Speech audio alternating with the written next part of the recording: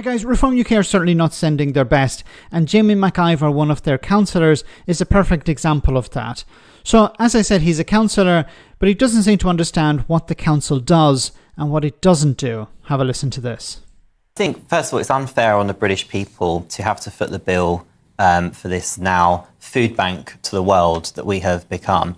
And to answer your question on this morning's programme, are British people at the back of the queue? Do they feel like they're at the back of the queue? The answer is yes, because as a councillor, I see that day in, day out. All right, tell us how do you see it? I'll give you a very good example. So I'm a councillor in Epping Forest. We have the Bell Hotel, which has become a very famous hotel that houses asylum seekers who get 3 meals a day, who get an allowance every week, and who have a roof over their head and are in a hotel accommodation at the expense of the British people. Okay, it is at the expense of the British people, but it's not paid for by the council. You're a councillor, you're not an MP. So why are you bringing up this point?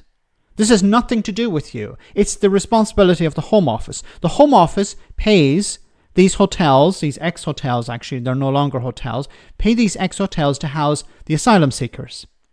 This is something that the Tories brought in, and the Tories tried to get rid of, and Labour are trying to get rid of as well. But what's this got to do with the council?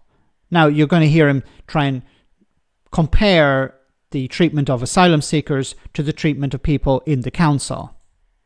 I have 2 residents in the last week that I've helped, one in a single mother with a child with special educational needs in emergency accommodation, being threatened with being kicked out because she refuses to take a property 3 hours away. And I have another gentleman with a severely, and actually GB News covered his particular case, with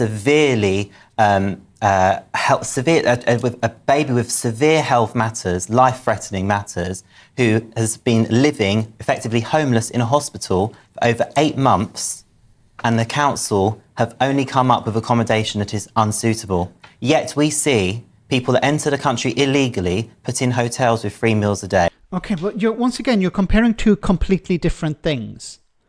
Now, if you're the councillor, then why aren't you improving the situation for those people that you actually have control over? You're a councillor in that council in Epping. Why aren't you doing something for those individuals?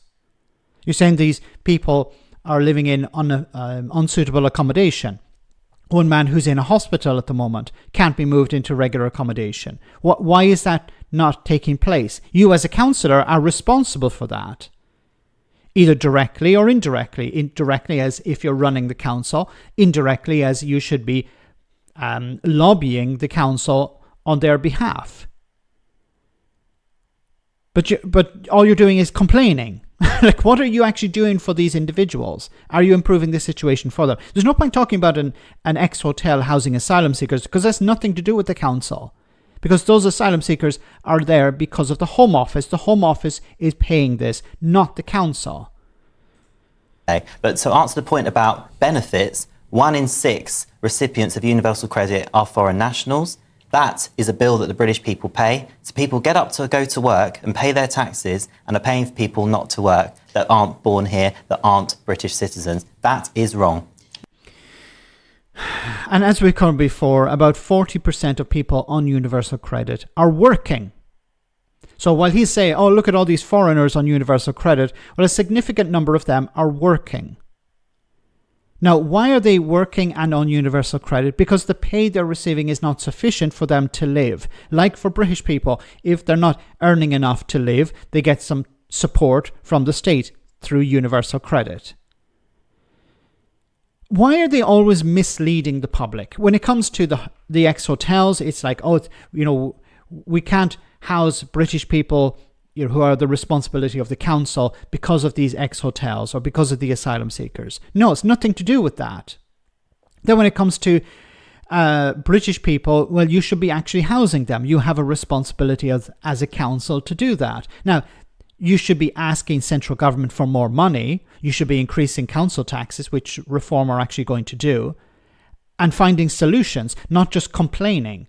And then finally, when it comes to benefits, why are you once again being dishonest, not providing the public with real information here? The information that 40%, between 40 and 50% of people on universal credit are working, and they're working and on benefits because the pay they receive is not sufficient to live off. Once again, they're not sending their best, are they?